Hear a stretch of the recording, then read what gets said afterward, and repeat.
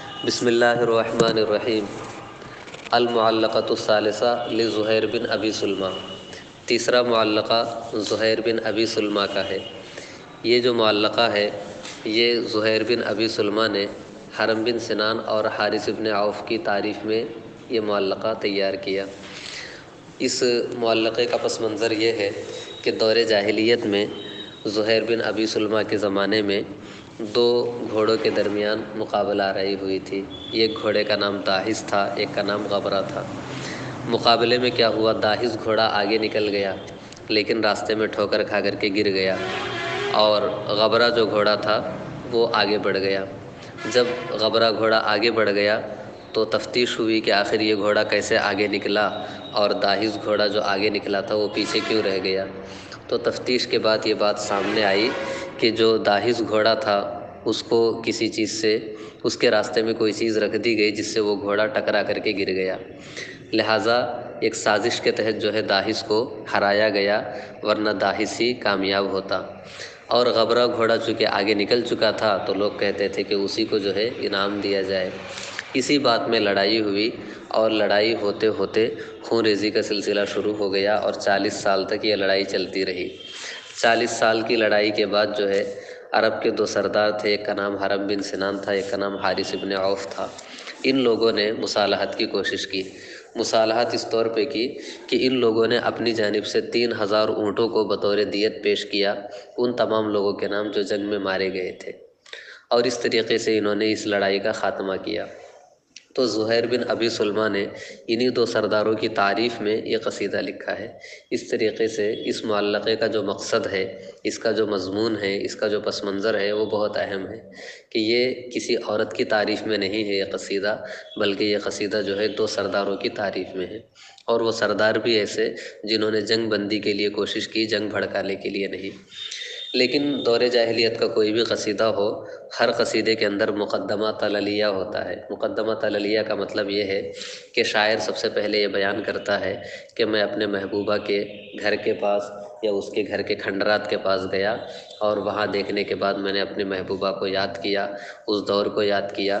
پھر اس کے بعد شاعر اپنے رونے دھونے کا اور اپنی محبتوں کا ذکر کرتا ہے، اس کو مقدمہ تعلیلیہ کہتے ہیں۔ تو آج جو ہم پڑھیں گے تو اس میں مقدمہ تعلیلیہ ہی سے اشعار پڑھ سکتے ہیں۔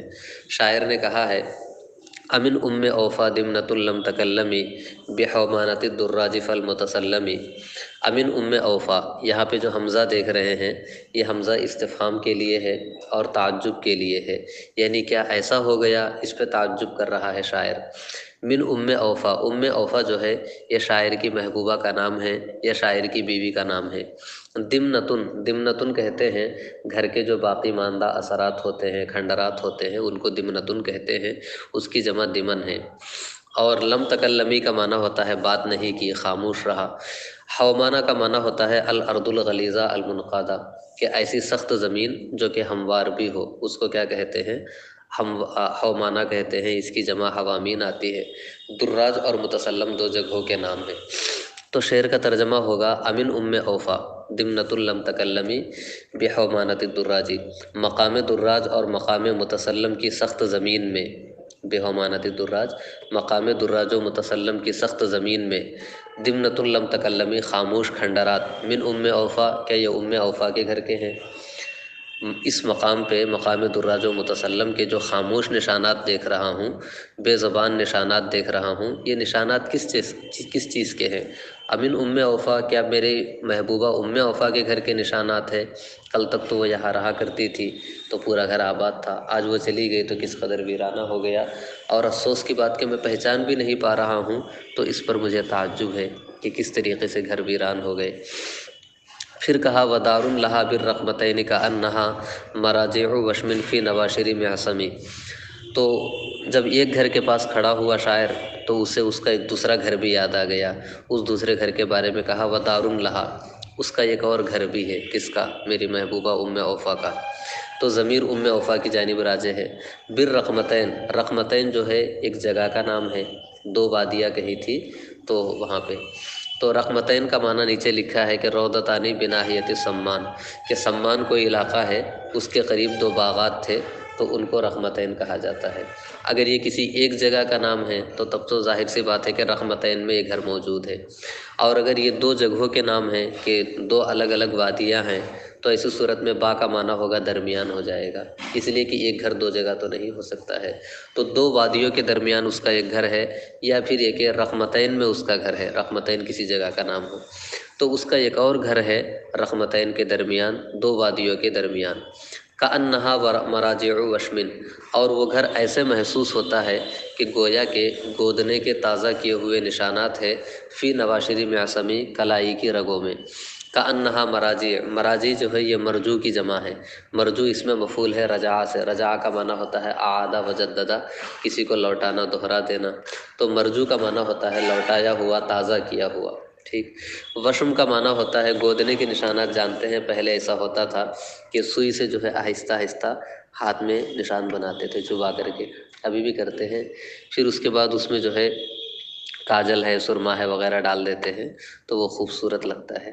آج کل نئے نئے طریقے نکل گئے ہیں، تو پہلے گھروں میں ہوتا تھا، اسی کو گودنا بولتے ہیں۔ تو جب گودنے کے نشانات لگتے ہیں تو کوئی بھی چیز جو چھپی ہوئی ہو، دبی ہوئی ہو، وہ ابھر جاتی ہے، نمایاں ہو جاتی ہے۔ تو محبوبہ کے گھر کے نشانات ایسے نمایاں ہے جیسے کہ گودنے کے تازہ کیے ہوئے نشانات نمایاں ہوتے ہیں۔ اور یہ نشانات کہاں پر؟ فی نواشری معصمی، ناشرہ کا معنی ہوتا ہے رگ، اور معصم کا معنی ہوتا ہے کلائی، تو کلائی کی رگوں میں گودنے کے تازہ کیے ہوئے نشانات کے طریقے سے محبوبہ کا ایک گھر ہے، اور وہ گھر کہاں پر ہے؟ رحمتین کے اندر ہے۔ نیچے حاشیے میں ہر لفظ کی وضاحت کی ہے اس کی، اس کا عربی ترجمہ کریں گے تو کہا کہ وَلَہَا دَارٌ بَيْنَ الرَّوْضَتَيْنِ تَلُوحُ لَهَا آثَارُهَا كَالْوَشْمِ الْمُجَدَّدِ فِي سَوَائِدَ مِنَ الْفَتِيَاتِ، کہ دوشیزاؤں کی کلائیوں میں گودنے کے تازہ کیے ہوئے نشانات کی طرح ہماری محبوبہ کے گھر کے نشانات چمک رہے ہیں۔ پھر اس گھر میں کیا ہوا ہے تو کہا بِهَا الْعَيْنُ وَالْآرَامُ يَمْشِينَ خِلْفَةً وَأَطْلَاؤُهَا يَنْهَضْنَ مِنْ كُلِّ مَجْسَمِ، مجسمی، مجسمی، اچھا کیا ہے مجسمی لکھا ہے؟ اچھا، تو بہل اینو، العینو کس کی جمع ہے؟ یہ عیناؤ کی جمع ہے، یہ لفظ قرآن پاک میں بھی آیا ہے وحور عین، تو آئینہ کہتے ہیں اس عورت کو یا اس جانور کو کہ جس کی آنکھیں خوب بڑی بڑی ہو، تو نیل گائے کی آنکھیں بڑی ہوتی ہے، تو یہاں پہ نیل گائے کا ذکر کیا ہے کہ بہل عینو، کہ اس گھر کے اندر جس میں محبوبہ رہا کرتی تھی آج بڑی بڑی نیل گائیاں ہیں، بڑی آنکھوں والی نیل گائیاں ہیں۔ والآرام، آرام یہ اصل میں ارعام ہے، یہ ریمن کی جمع ہے لیکن اس میں قلب ہوا ہے تو یہ آرام ہو گیا۔ تو آرام کا معنی ہوتا ہے الظبی الخالص، سفید رنگ کی ہرنی، تو سفید رنگ کی ہرنیاں اور بڑی آنکھوں والی نیل گائیاں بہا میری محبوبہ کے گھر میں ہیں۔ یمشین خلفتاً، وہ ایک دوسرے کے پیچھے چل رہی ہے، خلف کا معنی ہوتا ہے پیچھے، خلفتاً کا معنی ہوتا ہے ایک کے پیچھے دوسرے کا آنا۔ قرآن پاک میں آیا ہے کہ وَهُوَ الَّذِي جَعَلَ اللَّيْلَ وَالنَّهَارَ خِلْفَةً، اللہ نے دن کو رات کے پیچھے، رات کو دن کے پیچھے بنایا ہے۔ تو میری محبوبہ کے گھر میں بڑی آنکھوں والی نیل گائیاں اور سفید ہرنیاں ایک دوسرے کے پیچھے چل رہی ہیں۔ وَأَطْلَاؤُهَا، طلا کا معنی ہوتا ہے بچہ، نہدہ کا معنی ہوتا ہے کھڑے ہونا، اور جسمہ کا معنی ہوتا ہے بیٹھنے کی جگہ، بیٹھنا، مجسم کا معنی ہوتا ہے بیٹھنے کی جگہ، اس سے مراد کیا ہے؟ منزل، کنارہ، گوشہ۔ اور ان نیل گائیوں کے اور ہرنیوں کے بچے ہر چہار جانب سے اٹھ کھڑے ہوتے ہیں، یعنی اتنے بچے انہوں نے دے رکھے ہیں کہ کوئی بچہ ادھر سے کھڑا ہو رہا ہے، کوئی بچہ ادھر سے کھڑا ہو رہا ہے، ڈھیر سارے بچے جو ہے ہمارے محبوبہ کے گھر میں ہو گئے ہیں۔ وقفت بہا من بعد 20 حجۃ فلاً عرفت الدار بعد توہمی، اور میری محبوبہ کا گھر وہ ہے کہ جہاں پہ میں کھڑا ہوا، وقفت بہا، کتنے سالوں کے بعد؟ من بعد 20 حجۃ، الحجۃ کا معنی ہوتا ہے سال، تو 20 سال کے بعد جو ہے میں اپنی محبوبہ کے گھر آیا۔ تو پہلے جو ہے وہ عورت تھی، اس سے شادی کی، بچے ہوئے، پھر لڑائی ہوئی، جدائی ہوئی، چھوڑ دیا اس کو، پھر دوسرے سے شادی کی، جب دوسرے نے چھوڑ دیا تو پھر پہلی عورت یاد آئی، تو پہلی عورت کے پاس گیا تو وہی کہا کہ 20 سال کے بعد میں اپنے محبوبہ کے گھر پہنچا۔ فلاً، اللعیو کا معنی ہوتا ہے الجہد، محنت کرنا، بعد توہمی، توہم کا معنی ہوتا ہے شک اور شبہ، تو بڑے توہمات کے بعد، بڑے شک و شبے کے بعد، بڑی محنت سے میں نے محبوبہ کا گھر پہچانا کہ یہ نشانات وہ نشانات دیکھے تو اندازے سے میں نے محبوبہ کا گھر پہچانا، لیکن آج تک میں نے اس کو یاد رکھا ہے۔ اور کیا کیا پہچانا؟ اصافی یصفان فی معرس مرجلی و نعین کا جزم الحوض لم یتسلمی۔ اصافی یا اسفیتن کی جمع ہے۔ اسفیتن کسے کہتے ہیں؟ احد الاحجار الثلاثہ التي توضع علیہا القدر۔ چولہے میں دیکھتے ہیں کہ تین طرف سے اینٹ ہوتی ہے، پتھر ہوتا ہے، ایک طرف سے کھلا رہتا ہے، تو وہ جو پتھر ہوتے ہیں ان میں سے ہر ایک پتھر کو اسفیہ کہتے ہیں، اسی کی جمع اصافی ہے۔ تو جیسے کہ احجیہ کا معنی ہوتا ہے کوئی بھی لفظ، کوئی بھی جو ہے چوکا دینے والی بات، اسی سے احاجی نحویہ بولتے ہیں۔ تو اصافی کا معنی ہوتا ہے پتھر۔ سفعون کا معنی ہوتا ہے ایسی کالی چیز کہ جس کے اندر کچھ سرخی نظر آتی ہو۔ تو چولہے کے پتھر جو ہوتے ہیں وہ کالے ہی ہوتے ہیں، لیکن کچھ اس میں لالی بھی رہتی ہے جو کسی وجہ سے سیاہی میں نہیں بدل پاتی۔ اینٹ اگر چولہے میں رکھ دے تو اینٹ تو کالے ہو جائیں گے، لیکن کسی جگہ دھواں نہ پہنچے تو وہ لال ہی رہیں گے۔ تو سیاہ مائل بسرخ اس کو کیا کہتے ہیں؟ سفعون کہتے ہیں، یہ صفا کی جمع ہے۔ معرس، عرسہ کا معنی ہوتا ہے رات میں اترنا، اور عرسہ کا معنی ہوتا ہے ہانڈی چڑھانا چولہے پہ۔ تو معرس کا معنی ہوتا ہے ہانڈی چڑھانے کی جگہ، اور مرجل کا معنی ہوتا ہے ہانڈی۔ تو اصافی یا صفعان فی معرس مرجلی، چولہے رکھنے کی جگہ پر جو کالے پتھر ہیں۔ اصافی یا صفعان کالے پتھر، فی معرس مرجلی ہانڈی رکھنے کی جگہ یا ہانڈی رکھنے کے چولہے میں۔ تو چولہے کے سیاہ پتھروں کو میں نے پہچانا، اس کا تعلق بھی عرفت الدار سے۔ عرفت الدار میں نے گھر کو پہچانا، وہ عرفت اصافی یا صفعان، اور میں نے ہانڈی رکھنے کی جگہ کالے کالے مائل وسیع پتھروں کو پہچانا۔ وہ نعین، النعیو کا معنی ہوتا ہے نالی کو کہتے ہیں، گھر کے بازو میں جو نالی ہوتی ہے۔ الجزم کا معنی ہوتا ہے اصل، حوض کا معنی ہوتا ہے حوض۔ تسلم یا تسلم اس کا معنی ہوتا ہے ٹوٹ جانا۔ تو میں نے اس نالی کو بھی پہچان لیا جو حوض کے زیریں حصے کے طریقے سے ٹوٹی ہوئی نہیں تھی۔ نالی کیا ہوتی ہے؟ کبھی ٹوٹ جاتی ہے، کبھی باقی رہتی ہے۔ تو حوض کا نچلا حصہ جیسے صحیح و سالم ہوتا ہے، اسی طریقے سے میرے محبوبہ کے گھر کے ارد گرد جو نالی تھی وہ نہیں ٹوٹی تھی۔ سمجھ میں آ رہا ہے واحد الرحمن؟ ہاں، تو میں نے اس نالی کو بھی پہچان دیا جو حوض کے بنیاد کی طریقے سے نہیں ٹوٹی تھی۔ پھر اس کے بعد پہچانا تو کیا کیا؟ کہا فلما عرفت الدار قلت لربعها الا نعم صباحا ایها الربع واسلمی۔ فلما عرفت الدار، جب میں نے اپنے محبوبہ کے گھر کو پہچان لیا تو پھر میں نے اسی گھر سے کہا، کیا کہا؟ الا سنو، انعم صباحا، نعیمہ ینعم کا معنی ہوتا ہے خوش ہونا، تو انعم صباحا کا معنی ہوتا ہے تمہاری صبح بہتر ہو، ایها الربع اے گھر، واسلمی اور تو سلامت رہ۔ تو اے گھر تو سلامت رہنا اور تیری صبح بخیر ہو، یعنی میں نے تحیت پیش کی اس گھر کو جس کے نشانات مٹتے جا رہے تھے۔ گھر کے پاس کھڑے ہوئے دوست کو، گھر والوں کو سلام کہا۔ پھر اس کے بعد محبوبہ یہاں سے گئی ہے تو کیسے گئی ہوگی اس کا ایک تصور باندھا ہے۔ کہا کہ یہاں سے جب یہ لوگ گئے ہوں گے تو اونٹوں پہ سوار ہوئے ہوں گے، وہ اونٹ اس راستے سے گزرے ہوں گے۔ تو تخیل میں شاعر سب کو سامنے لا رہا ہے، اور اس کے بعد اپنے دوست سے کہتا ہے تبصر خلیلی، یہ اصل میں ہے یا خلیلی، یا کو حذف کر دیا گیا۔ تبصرہ کا معنی ہوتا ہے بغور دیکھنا۔ تبصر خلیلی، اے میرے دوست دیکھو تو صحیح، حل ترا من زعائن، اصل میں یہ زعائنہ ہوگا لیکن ضرورت شعری کی وجہ سے زعائن پڑھیں گے تنوین کے ساتھ۔ الزعینہ، زعنہ کا معنی ہوتا ہے سفر کرنا، زعینہ کہتے ہیں ہودج کو۔ ہودج سمجھتے ہیں؟ جو اونٹ کے اوپر جو ہے ایک ڈبہ جیسے بنا دیا جاتا ہے جس میں عورت بیٹھتی ہے، تو اسی کو ہودج کہتے ہیں۔ تحملنا، ہودج کو بھی کہتے ہیں اور ہودج بردار اونٹ کو بھی کہتے ہیں۔ تحملہ یا تحملو کا معنی ہوتا ہے سفر کرنا۔ علیہ کا معنی ہوتا ہے بالائی حصہ، اور فوقی جرثمی، جرثم جو ہے ایک پانی کا نام ہے، یعنی قبیلہ بنو اسد کا جو پانی کا چشمہ تھا اس کو جرثم کہتے ہیں۔ تو کہا تبصر خلیلی، اے میرے دوستو دیکھو تو صحیح، حل ترا من زعائن، کیا تم کو کچھ ایسے ہودج نظر آتے ہیں یا ہودج بردار اونٹ نظر آتے ہیں؟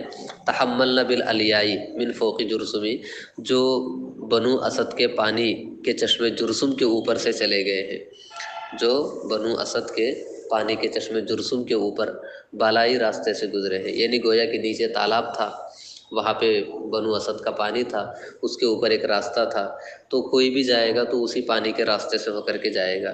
تو شاعر نے اپنے گھر کو دیکھا، محبوبہ کے گھر کو، تو کہا کہ دوستو ذرا دیکھو تو صحیح، وہ لوگ جا تو نہیں رہے ابھی، ہے نا، اتنی محبت گھر کر گئی۔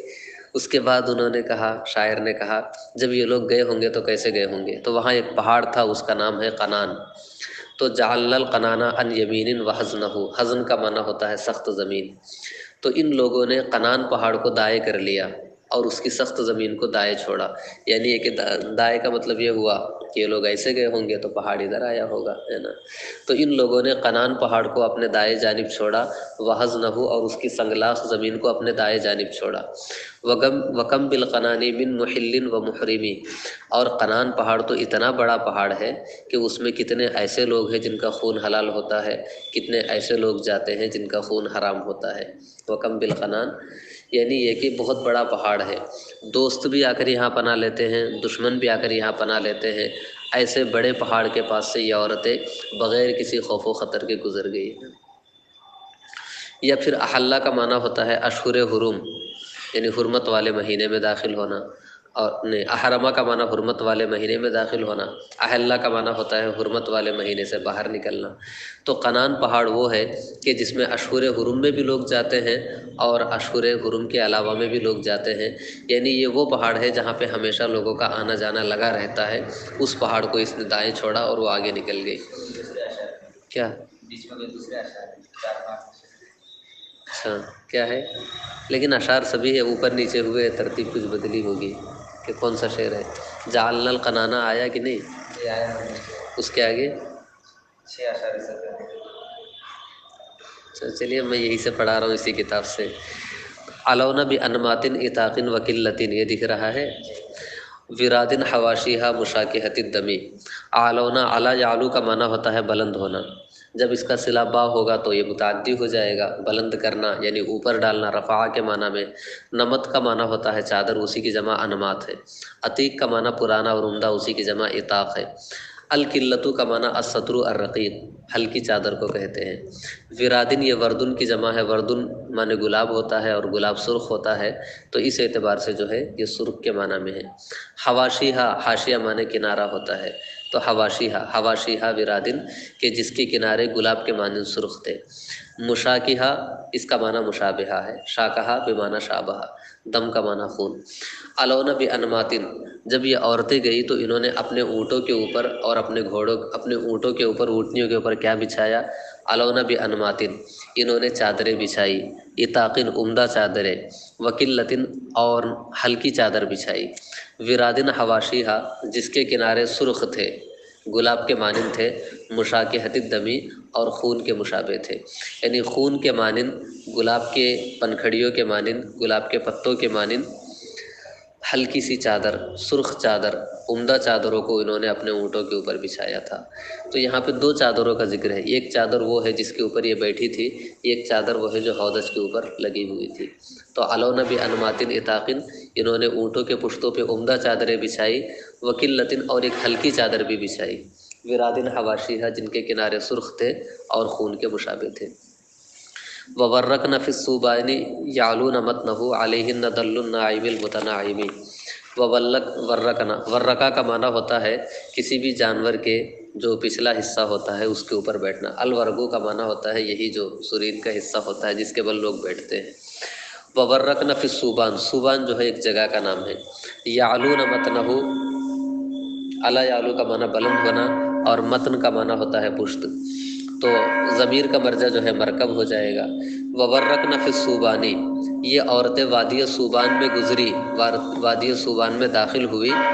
ورقنا اس حال میں کہ یہ عورتیں جو ہے اپنے اونٹوں کے پشت کے پیچھے حصے پہ بیٹھی ہوئی تھی، یعنی اونٹ جو ہوتا ہے، اونٹ کے سامنے کوہان ہوتی ہے، سامنے حصے میں تھوڑا پیچھے کی طرف ہٹیں گے تو کوہان وغیرہ نہیں رہے گی۔ تو یہ عورتیں وادی صوبان میں اونٹوں کے پشت کے اوپر کچھ پچھلے کی حصے کی طرف بیٹھی ہوئی تھی۔ سمجھ میں آ رہا ہے سر؟ اونٹ کے پشت یعنی جس کو آپ سرین کہتے ہیں، بالکل اونٹوں کے پچھلے حصے پہ یہ بیٹھی ہوئی تھی۔ یعلون متنہ، اور یہ عورتیں اونٹوں کے اوپر تھی، اور صورتحال یہ تھی کہ علیہن دل الناعم المتناعم، دل کا معنی ہوتا ہے ناز و نعم، ناز و انداز، اور ناعم کا معنی ہوتا ہے نرم بدن والا، اور متناعم کا معنی ہوتا ہے خوشحال۔ خوشحال اور ہلکے بدن والے لوگوں کے ناز و انداز ان کے جسم کے اوپر پائے جاتے تھے۔ یہ عورتیں وادی صوبان میں اونٹوں کے اوپر بیٹھ کر کے گزری ہیں، اور اس حال میں کہ ان کے اوپر جو ہے نرم و نازک، خوبصورت اور خوشحال لوگوں کے ناز و انداز ان کے اوپر نمایاں تھے۔ تو اس حال میں ان لوگوں کا سفر ہوا ہے، اور بھی کچھ باقی ہے انشاءاللہ اگلے درس میں پڑھتے ہیں۔